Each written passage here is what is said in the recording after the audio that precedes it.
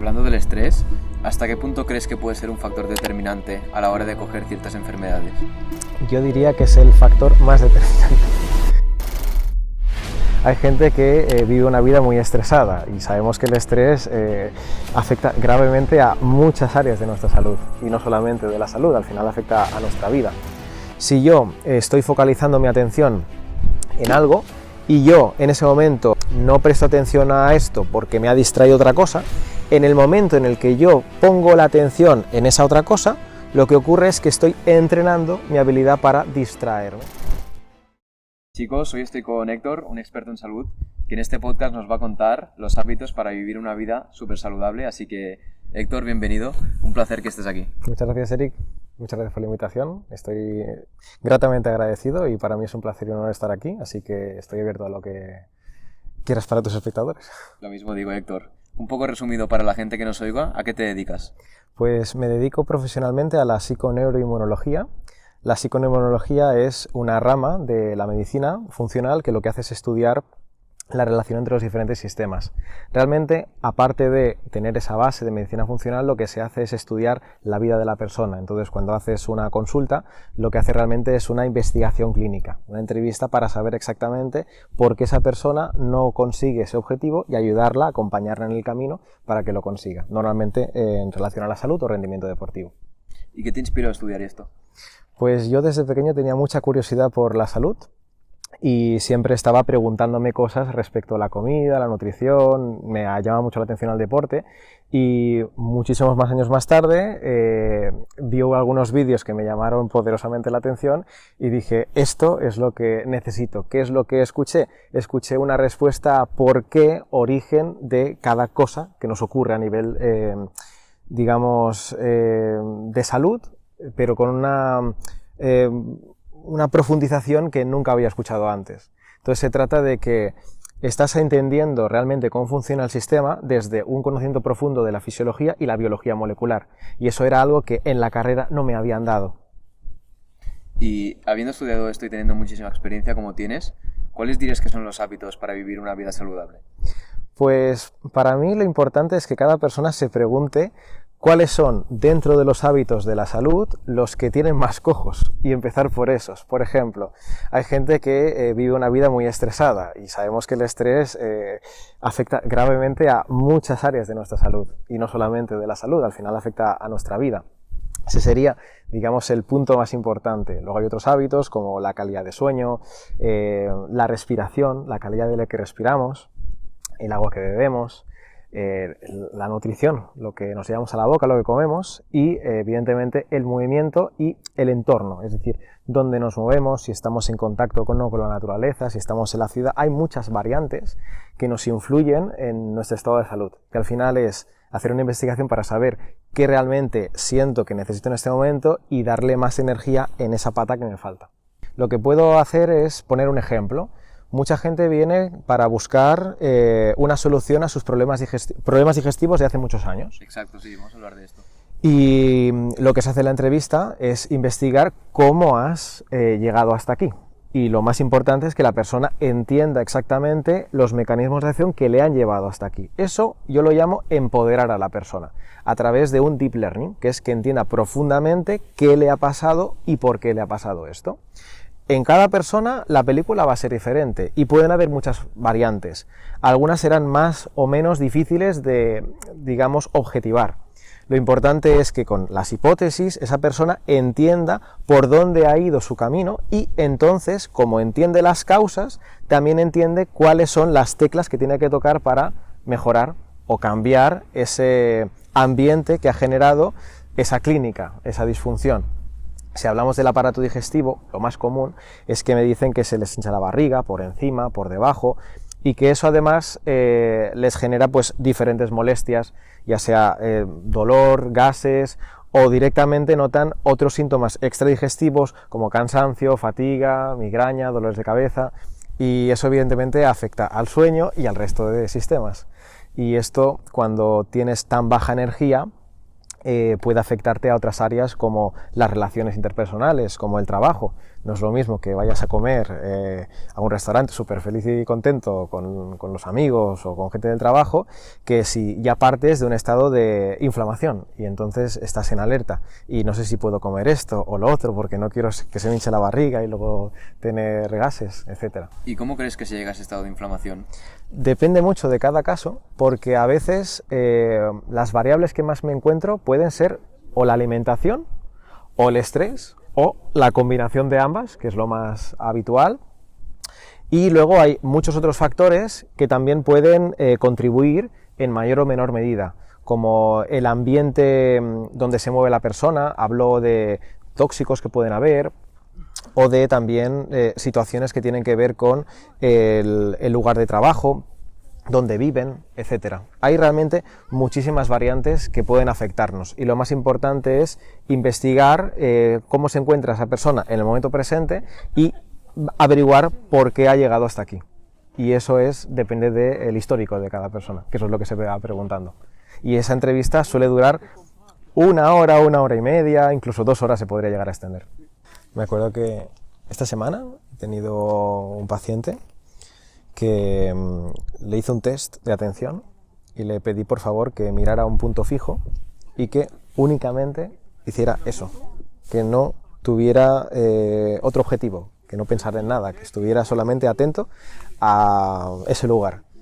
Y cuando hicimos el test, a los 5 segundos, me había dicho que no había podido ni un segundo parar atención, porque su cabeza le decía, esto nunca lo he conseguido, me pasó cuando intenté hacer yoga, nunca lo voy a conseguir, etc. Un flujo de pensamientos constante que le boicoteaba su proceso atencional.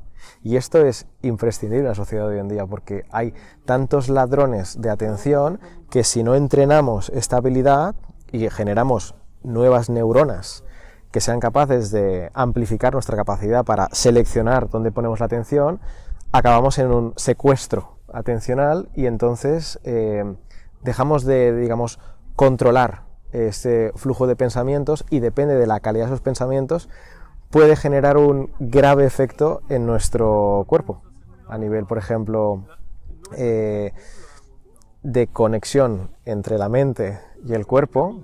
Todo el mundo conoce la palabra psicosomática o la somatización, yo somatizo mucho, pues esto, aparte de la medicina psicosomática, también se puede explicar desde los ejes psiconeuroinmunológicos. Por ejemplo, uno de estos ejes es que desde la hipófisis, hipotálamo, se segregan diferentes neurotransmisores que viajan a través de vías diferentes. Una de ellas es el nervio vago, que conecta el cerebro con el tubo digestivo. El tubo digestivo se continúa desde el sistema nervioso central con el sistema nervioso entérico. Y esa conexión anatómica hace que las cuestiones que nos alarmen mentalmente pueden generar problemas gastrointestinales. Y eso es muy común, por ejemplo, en el ámbito deportivo, la competición, el examen, y hoy tengo un retortijón, tengo ganas de ir al baño y pueden tener diarrea. Eso a mucha gente le pasa cuando se estresa. Pero hay gente que es más o menos somatizadora, hay gente que ya directamente entra diciendo los nervios los siento en la barriga, en ese primero, segundo cerebro, según el enfoque que tengas. Primero, neurológicamente, a nivel de creación, cuando el bebé nace, dentro de ese transcurso, el primer sistema nervioso central es en el intestino. Y después ya se genera el otro, que tiene muchas más conexiones neuronales. Pero a nivel de recuento de neuronas, el de abajo es bastante potente, con lo cual no es de sorprender que cuando estemos estresados podamos sentir sensaciones físicas en el estómago, en la boca del estómago o en el pecho. Al final es una respuesta del cuerpo ante un estímulo y lo que quiere es que lo atendamos. ¿Y esto a través de qué? De la atención. Entonces muchas veces el primer paso es tener esta capacidad de prestar atención allá donde quieres poner la atención. Y eso te ayuda muchísimo a poder enfocarte en el objetivo que quieres. Porque a veces estamos enfocados en conseguir algo, ya sea de salud o no, y al final hay momentos donde la atención se nos va y podemos decir que nos auto boicoteamos. Ahí puede entrar el inconsciente lanzando diferentes mensajes en función de su sistema de creencias, que hará que sea más fácil o no conseguir el objetivo. Hay personas que tienen un sistema de creencias de ¿qué tengo que hacer? Esto, pues lo hago y ya está, y no se plantean nada más. Y otras personas que le dan muchas vueltas, pero ¿y si? O no lo sé, dudan o necesitan un 100% de seguridad o diferentes herramientas para poder conseguir finalmente el camino. Y el acompañamiento precisamente se trata de identificar estos problemas en el camino, estas piedras, y acompañar a que puedan seguir subiendo escalones, que no siempre es lineal hacia arriba, siempre hay escalones que subes, escalones que bajas, y según la persona y su situación puede ser más o menos complicado conseguir el objetivo. A veces parece sencillo, pero a veces no lo es. ¿Y qué truco podríamos seguir para tener una atención plena? Porque yo, en mi caso, por ejemplo, soy una persona que me cuesta mucho mantener el foco de atención y con cualquier cosa me distraigo. Ahora, por ejemplo, tenemos el ejemplo de estos chicos que han pasado y estaba más pendiente de lo que pasaba afuera que de estar en el ahora. Entonces, tú, para aquellas personas que les pueda pasar, como a mí, ¿qué consejo les darías? Lo más importante es entrenar justamente esto. Y en los últimos años se ha popularizado mucho el nombre de mindfulness, esta atención plena, atención consciente. Es muy antiguo, realmente esto viene del budismo zen, aunque incluso antes en la India la medicina ayurveda ya contempla desde herramientas como el yoga una manera de movernos con atención plena, y esto es un entrenamiento. Podrías llamarlo también bodyfulness, porque está tu mente consciente atenta únicamente al cuerpo o la respiración o cualquier otro objeto. Ese objeto de atención es exactamente el lugar donde tú estás poniendo este foco, y eso es lo que hace que tu cerebro cambie. Entonces hay muchas estrategias dentro de pues, el mindfulness o mindfulness con un toque de compasión, que al final lo único que vas a hacer es prestar atención a algo, y esa intención, cuanto más tiempo puedes sostenerla, más fácil va a ser que tu nivel de energía se quede anclada en lo que tú quieres, en el proyecto que estás haciendo ahora mismo, en cambiar este hábito. Pero cuando estamos en una sociedad donde hay tantos estímulos, es muy fácil que perdamos esta energía, que se nos vaya la atención. Yo estaba haciendo esto y ahora no sé por qué, me ha parecido esto interesante, ha saltado un anuncio, entonces en vez de continuar viendo el vídeo, veo el anuncio y me ha interesado el anuncio y esto me recuerda a, y entonces conectas con otro pensamiento y acabas abriendo 100.000 pestañas. Es así. Entonces, esto es lo que pasa cuando te dejas llevar por la cantidad de pensamientos que pueden ir ocurriendo. Lo importante es seleccionar si eso es lo que realmente te interesa en ese momento. Si no nos hacemos esa pregunta, lo normal es que nos dejemos llevar, y esto se puede llamar mente de mono, que salta de rama en rama. Y esto es entrenable. Entonces, uno de los ejercicios más populares es escoger un tiempo, ya sea 5 segundos, 50 segundos, 3 minutos o más, y únicamente prestar atención a eso. Eso que puede ser tu respiración, una vela o cualquier cosa, o incluso ver un paisaje y estar en este estado de presencia y contemplación.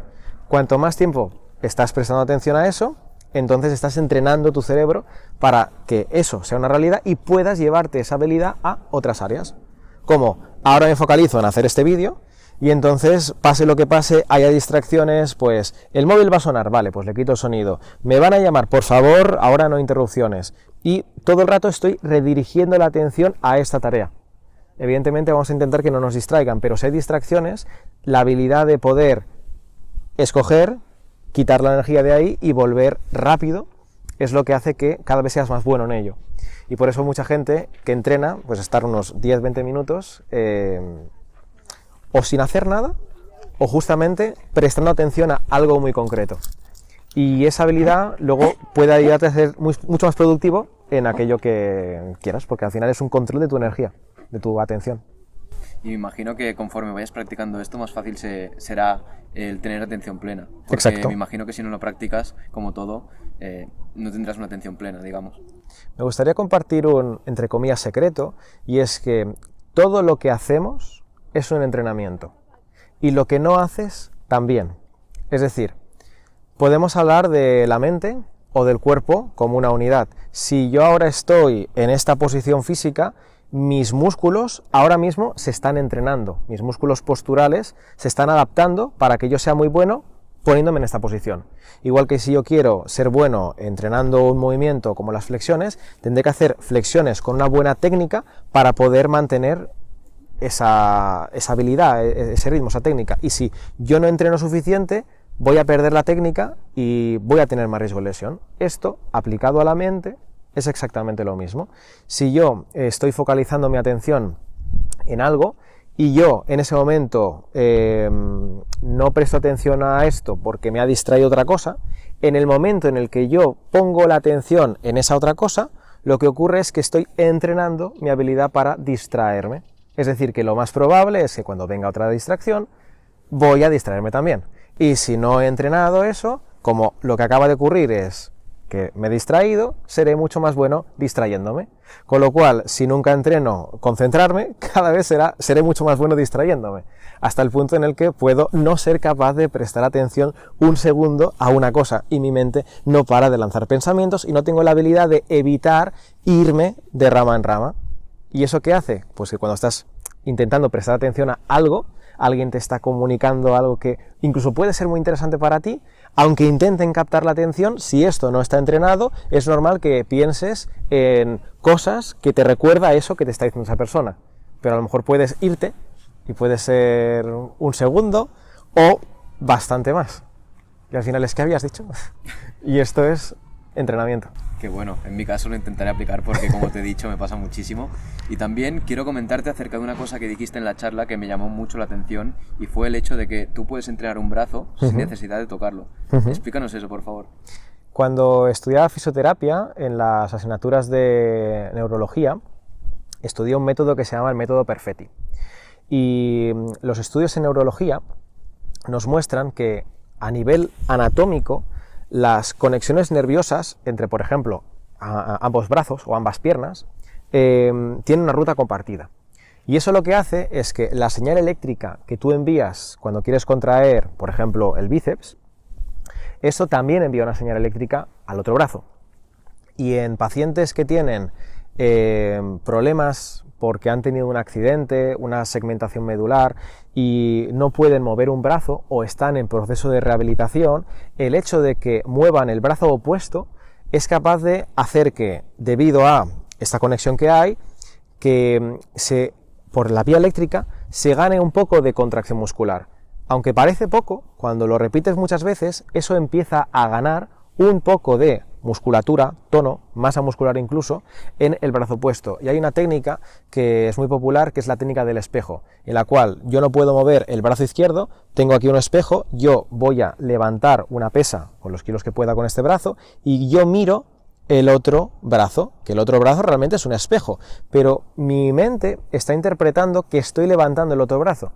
Y esto le está dando un mensaje a mi cerebro en el que neurológicamente estoy mejorando, estoy generando nuevas conexiones neuronales donde esas neuronas envían señales eléctricas al otro músculo.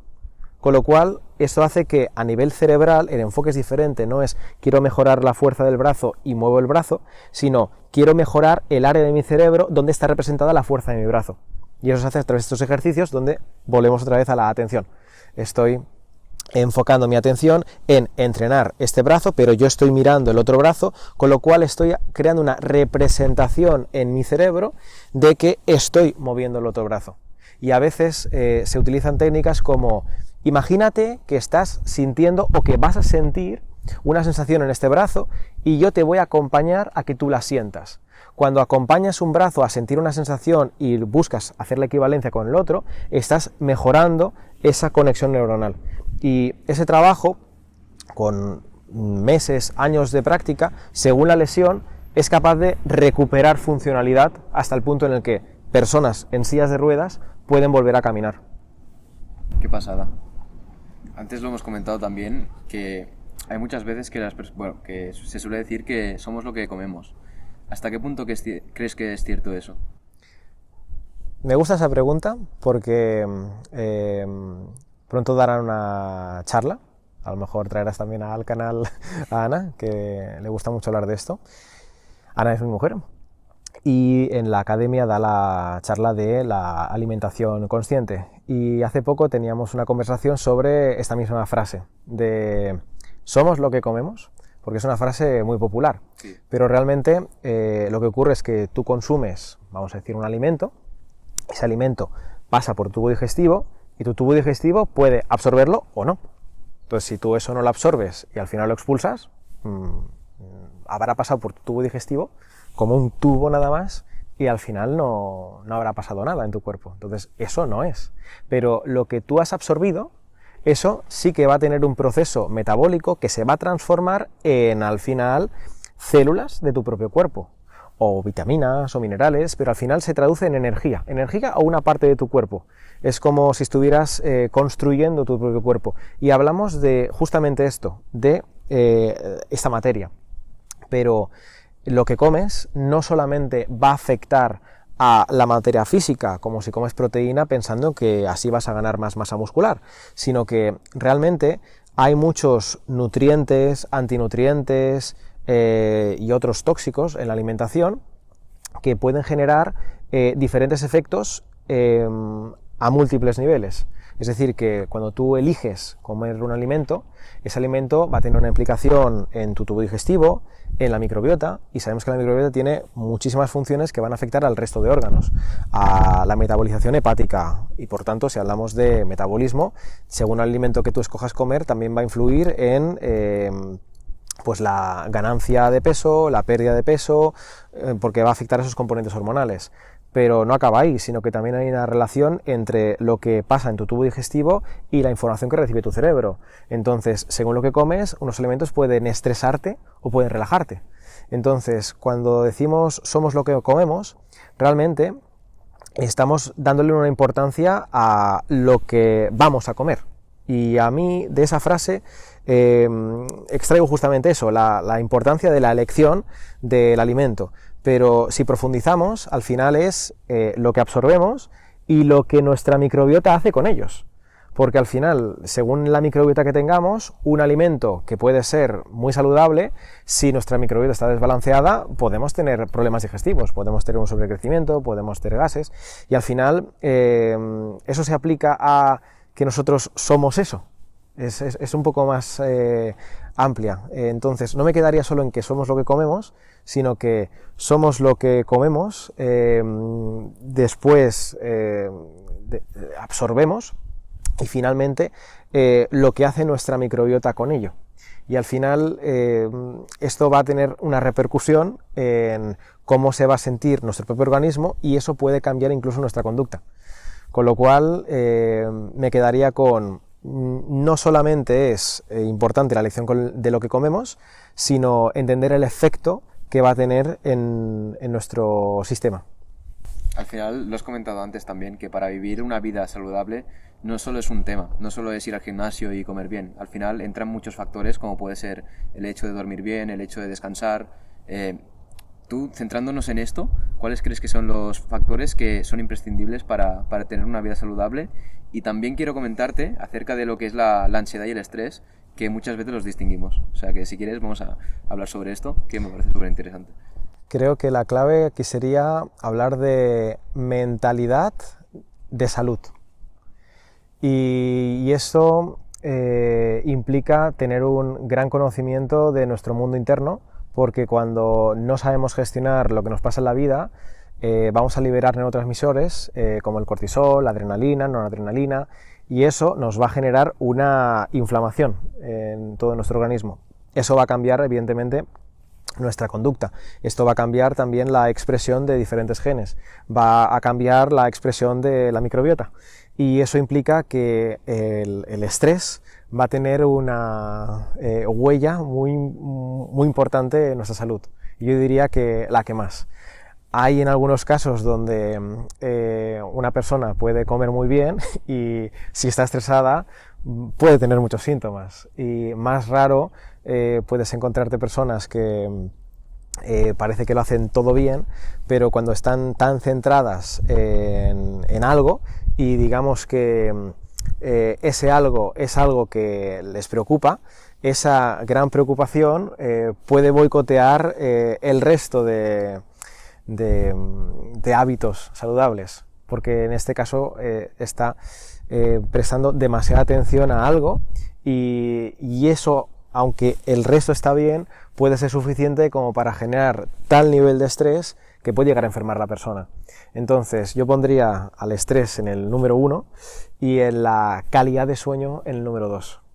Y por debajo pondría la alimentación, que es muy importante, pero yo lo pondría en ese orden. Hablando del estrés, ¿hasta qué punto crees que puede ser un factor determinante a la hora de coger ciertas enfermedades? Yo diría que es el factor más determinante. Es el factor más importante y a veces infravaloramos y en muchas ocasiones incluso no somos conscientes del propio estrés que llevamos encima. Porque volviendo a la atención, estamos tan atentos al hacer muchas cosas que nos perdemos en cómo nos estamos sintiendo. Y a veces vamos por la vida tomando una decisión tras otra sin escuchar del todo el cuerpo. Vemos oportunidades, vemos que algo nos gusta, nos atrae y vamos hacia adelante sin previamente haber escuchado cómo se siente nuestro cuerpo con esa decisión. Cuando no paramos, miramos atrás y nos damos cuenta de las decisiones que hemos tomado, dónde nos ha llevado y cómo nos hemos sentido. Y este cómo nos hemos sentido a veces no es escuchado y es capaz de parar nuestro cuerpo. Es decir, que hemos sentido X emociones, no nos hemos parado a escucharlas, el cuerpo nos ha parado y luego hacemos un viaje al pasado y nos damos cuenta de que las decisiones que hemos tomado al final no nos está ayudando a ir donde realmente queremos, o simplemente hemos ido tan rápido con este cuerpo que al final nuestro vehículo no nos ha podido acompañar y entonces él se encarga de darnos señales para pararnos y el protagonista aquí es el estrés y el estrés de no parar o no escuchar lo que nuestro cuerpo nos está diciendo a través de diferentes señales. Qué bueno. Yo he escuchado un ejemplo que el cuerpo es como un motor, que tú al final, si lo llevas a revoluciones normales, en principio no debería pasar nada. ¿Qué pasa? Que si lo llevas súper revolucionado, pues al final, como todo, se acaba rompiendo. Hay personas que tienen más o menos capacidad, pero todo el mundo tiene un límite. Y es muy importante investigar y saber hasta qué punto puede sostener eso. Y yo diría más, porque ese límite también va a depender del contexto de escucha y dentro de esa escucha de autovaloración, es decir, la autoimagen que tienes de ti. Esto te lleva a que una persona puede ir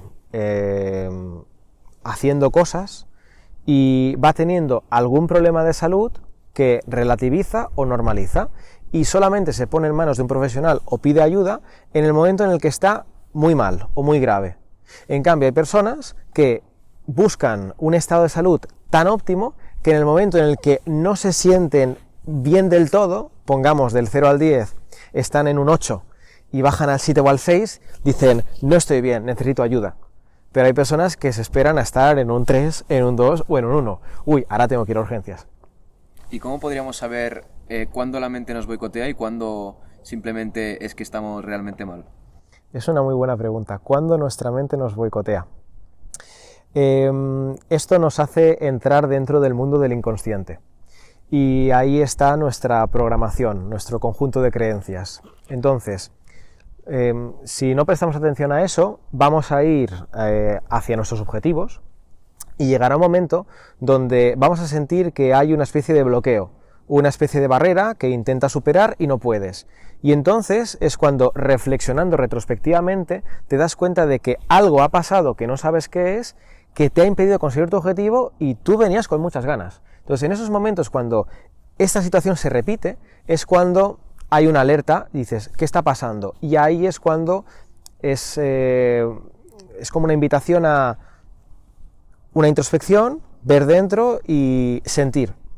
Y entonces es cuando te das cuenta, normalmente uno mismo es difícil, porque tu propia mente intenta, no es que quiera sabotearte, con una mala intención, sino que realmente lo que quiere siempre es protegerte.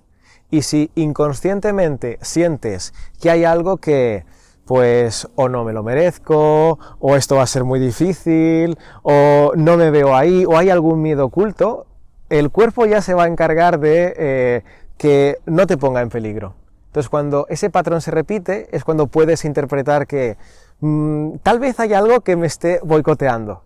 Y en ese momento sería buena idea tener un espacio contigo mismo para poder hacer esa introspección profunda y averiguar honesta y transparentemente qué es lo que está pasando dentro de ti que te está impidiendo conseguir eso. Y eso, muchas veces uno solo, es muy difícil. A veces hay gente que escribe en su diario personal y tiene su espacio consigo mismo, y eso hay que agendarlo, porque si no, en este hacer, no acabamos de tener este espacio con nosotros. Pero, como he dicho, a veces esto es difícil, y requiere de que haya alguien que te haga de espejo, alguien que te escuche y que te haga diferentes preguntas que te acompañen a esa introspección. Y digo que es difícil porque muchas veces significa tener valentía para poder entrar en un lugar oscuro. Y Carl Gustav Jung hablaba de la sombra. La sombra, que puede ser una metáfora como si hubiera una caja, y en esa caja tenemos un montón de cosas, un montón de trastos que vamos cargando. Y esa situación nos despierta una llama para poder buscar si hay alguno de esos trastos que nos está impidiendo conseguir eso. Y eso es doloroso. Es doloroso abrir la caja de Pandora, mirar bajo la alfombra, sacarte la mochila y mirar dentro. Es un momento donde haces un viaje a tu interior y ahí te vas a encontrar con aquello que no has tenido en el pasado capacidad, ganas o valentía de enfrentar. Y según la capacidad o las herramientas que tiene cada persona de gestionar eso, va a ser más o menos difícil. Y según el objetivo que te pongas y lo que haya en esa caja, es más fácil que haya más momentos de boicot. Lo bueno es que cuando eres consciente de eso, vas a sentir un dolor, digamos primario, que es inevitable, que te va a dar la señal y te va a invitar a reflexionar sobre si quieres hacer algún cambio o vas a mantenerte así. Desde el Mindfulness en Compasión, algo que estoy aprendiendo ahora, dicen que el dolor es inevitable, pero el sufrimiento es opcional. Hablan del sufrimiento secundario en el sentido de que si yo me doy un golpe, pues yo no puedo evitar el dolor de ese golpe. Sería el 15%, pero todos los pensamientos que yo a partir del golpe provoque o me enfoque, uy, me he hecho daño, no voy a poder recuperar, o pensamientos negativos en bucle, eso puede llegar a ser este 85% de ese sufrimiento secundario que a través de entrenamiento puedes evitar. Y en ese espacio de atención es cuando tienes la ventana de oportunidad para hacer este cambio, esta introspección, que al final es una sensación corporal que te lleva a tomar una acción, una decisión.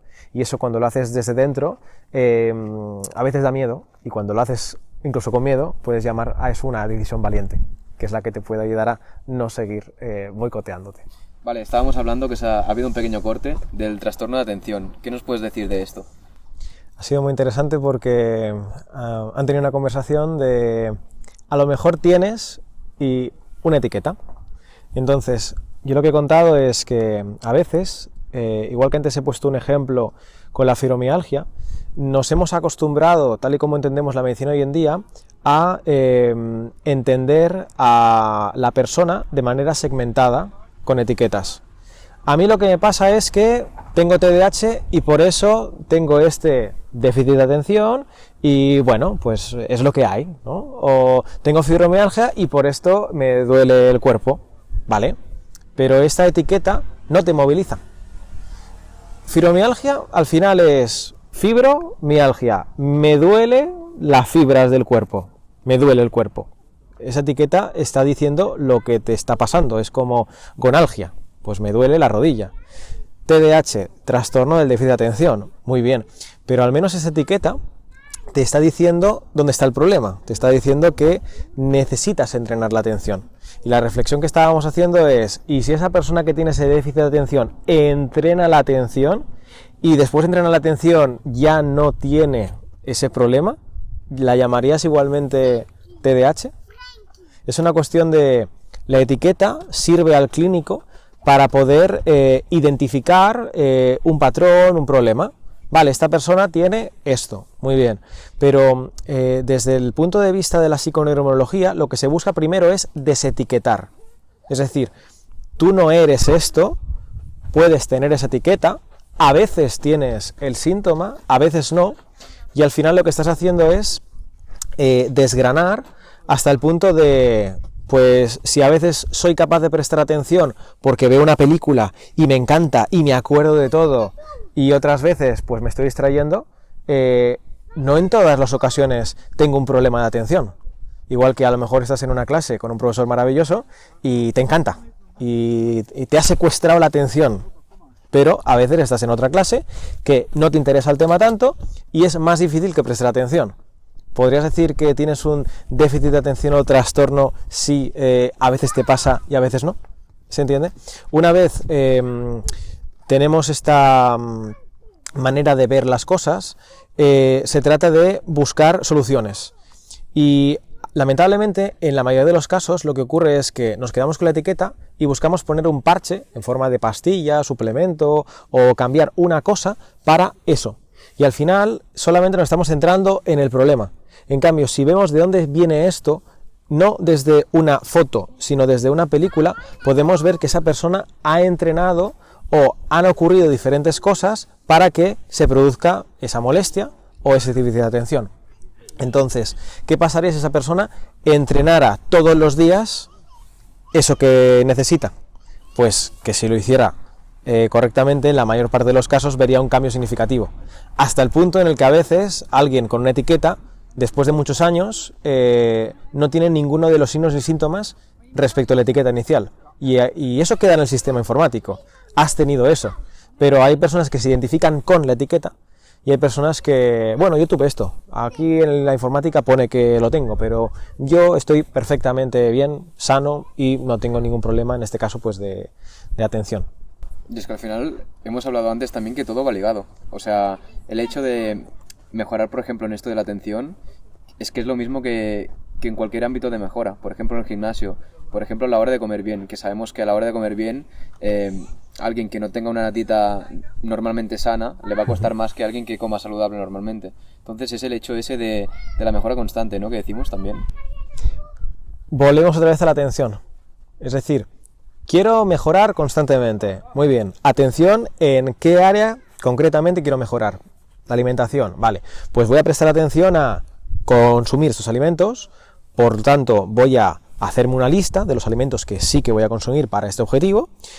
Voy a comprarlos, veo cómo se cocinan y cuando voy a comer estoy atento a que estoy comiendo esos alimentos. Este proceso de atención entrenado en ese área se puede aplicar a cualquier otra área. Pues ahora voy a hacer este trabajo, este entrenamiento, etcétera. Y al final es una herramienta que puedes utilizar en varias áreas. ¿Qué pasa? Que si no he entrenado eso y además las redes sociales tal y como funcionan con el terreno de los anuncios y que fácilmente hay muchos mensajes de haz clic aquí y ya hay algoritmos para identificar dónde va a ser más interesante para ti colocar esa fotografía, ese mensaje, es mucho más difícil, según dónde tú estés focalizando tu atención, poder mantenerla. Y a veces una herramienta es evitar estar en contacto con medios donde tienes esa dificultad, porque precisamente te va a costar más desengancharte. Esto conecta con la dopamina, que creo que conoces bastante bien el tema, pero a lo mejor para enlazarlo con esto sería interesante explicar el efecto que tiene en el cerebro la dopamina y lo que sería al contrario, el ayuno de dopamina. Porque en pocas palabras está hablando de que si estás con atención a algo que está constantemente dándote niveles de dopamina muy elevados, esto va a hacer que tus niveles de dopamina sean tan altos que llegará un momento donde sin ese estímulo dopaminérgico las otras cosas que no te elevan tanto la dopamina no sean tan interesantes. Esto, repetidamente, puede generar que solamente quieras prestar atención a cosas que te eleven así la dopamina, y entonces el resto de cosas sean más insípidas. Y eso hace que tus niveles neurológicos mantenidos en el tiempo de dopamina sean diferentes, y para poder equilibrar esa balanza a veces es necesario hacer un ayuno de esos procesos dopaminérgicos, y en este caso hablaba únicamente de la atención, pero se puede aplicar a muchas otras áreas. Aquí lo importante es identificar dónde se me va la energía, dónde se me va la atención y en qué momentos te puedes sentir más productivo y en qué momentos no, y hacer esta reflexión para tomar decisiones ahí. Justo estábamos hablando de esto y por el fondo están pasando diferentes estímulos que me está causando tener atención plena, y ya finalizando el podcast te quiero hacer una pregunta que yo estoy escuchando bastante, y es: ¿el café a la hora de levantarte, sí o no? Porque yo estoy escuchando que justo nada más levantarte, nada más te despiertas, el cortisol va subiendo progresivamente. Entonces tú, si tomas café, es como contraproducente. ¿Tú cómo ves eso? No soy muy amante del café, así que mi opinión puede estar un poco sesgada. El café se ha estudiado muchísimo y tiene muchos efectos que, en resumen, la gente lo consume para tener un boost de energía. ¿Qué ocurre? Que realmente esto, a nivel fisiológico, es un poco engaño, porque realmente el café se va a unir a tus moléculas de ATP, y entonces lo que realmente va a ocurrir es que no vas a percibir lo cansado que estás. Entonces, vas a tener al cabo de unos minutos, 90 minutos, un pico mayor de ese beneficio. Pues si tienes un examen a las 10, pues puedes tomarte el café si quieres, pues antes.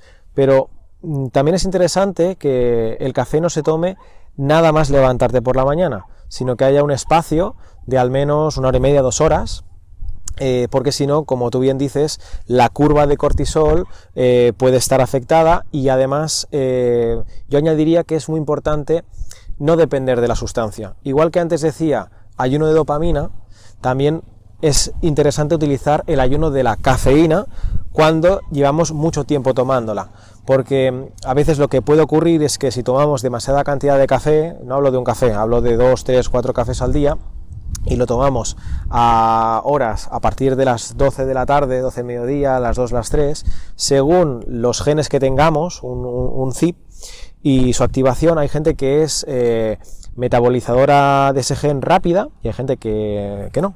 Y cuando eso ocurre, vamos a saber muy fácil si te conviene o no el café, porque esa noche vas a dormir mejor o peor. Hay gente que es muy consciente, otra gente que no es tan consciente. Pero si elegimos tomar el café por la mañana, lo ideal sería que lo acompañáramos con algo, que no fuera un café solo, que fuera después de haber comido algo, para minimizar otros efectos que tiene a nivel de microbiota oral, microbiota intestinal, y el efecto positivo, pues que te pueda durar, que a partir de la media hora es cuando haría realmente efecto, y el pico, pues a partir de esas horas. Entonces, si te levantaras a las 6 de la mañana, mejor el café a las 8, 8 y media o así, para que realmente pues en el examen que tienes sobre las 10 tengas a medio examen un nivel de foco mucho mayor, pero no depender siempre del café, porque si no vas a hacerte cada vez más capaz de... va a haber una adaptación, y entonces ese hacerte tolerante va a hacer que el efecto sea menor, y entonces necesitarás más dosis para conseguir ese beneficio. Y mucha dosis de café constantemente entra en el terreno de los problemas, no solamente digestivos, sino incluso también neurológicos, porque todo el mundo sabe que si te pasas de dosis de cafeína te va a poner un poquito más nervioso, y hablamos de una cantidad de cafeína que se va incrementando en el tiempo. Estamos ya finalizando. Antes has comentado lo que era el ayuno de dopamina. ¿Tú cómo recomiendas hacer un buen ayuno de dopamina? Un buen ayuno de dopamina. Lo primero sería identificar cuáles son los factores que más te elevan la dopamina y valorar exactamente cuál es tu capacidad para hacer ese ayuno. Porque lo peor que podría pasar es que al hacer ese ayuno tú sientas un gran estrés. Lo importante es que tienes un objetivo claro, pero vas disminuyendo los efectos de todo aquello que te va a producir ese exceso. Y aquí habría que investigar en la vida de cada persona, pues cuánto es tecnología, redes sociales, cuánto es una cuestión de ciertos alimentos, qué más que alimentos suelen ser más procesados y que van cambiando tu neurología. Entonces, una vez investigas y te das cuenta de todos los estímulos que tienes que te elevan la dopamina, que eso se puede buscar rápido, al final se trata de elegir días puntuales para hacer un ayuno de eso. Y si vas pudiendo sumar variables, al final te darás cuenta de la sensación que tienes cuando ya no hay ese estímulo. Y cuanto más tiempo puedas estar no expuesto, primero un día, luego 2 días, 3 días, 4, irás dándote cuenta de los beneficios de no tener ese estímulo. A partir de aquí se trata de construir un estilo de vida con ese contexto y que no siempre va a ser posible evitar todos los estímulos, sino que los tengas bajo tu control y puedas elegir cuándo exponerte, cuándo no, y una vez ya tienes la atención ahí, si has entrenado, pues puedes elegir fácilmente retirarlo. El problema es que mucha gente no se da cuenta y empieza con la red social y hacer el screening que nunca para, y entonces se dan cuenta de que a lo mejor eso puede afectarles al sueño, puede afectarles en que no están haciendo otra cosa y están procrastinando, y eso luego les afecta a su salud mental. Entonces depende de la persona que investigue y que empiece a practicar, reducir las horas, luego días, y lo puede ir incrementando de esa manera progresiva. Qué bueno, Héctor. Yo creo que ha sido un podcast donde la gente tendrá que tener papel y boli porque ha sido una lluvia de conocimientos bestial. Y nada, te agradezco muchísimo que hayas venido aquí, de verdad, un podcast de 10. Lástima que hemos tenido estímulos externos que nos han distraído a veces. Es el entrenamiento. Pero nada, un placer enorme tenerte aquí y yo creo que a la gente le va a encantar. A ti, Eric, muchas gracias. Espero que disfrutéis el podcast porque yo creo que es un podcast de 10. Muchas gracias.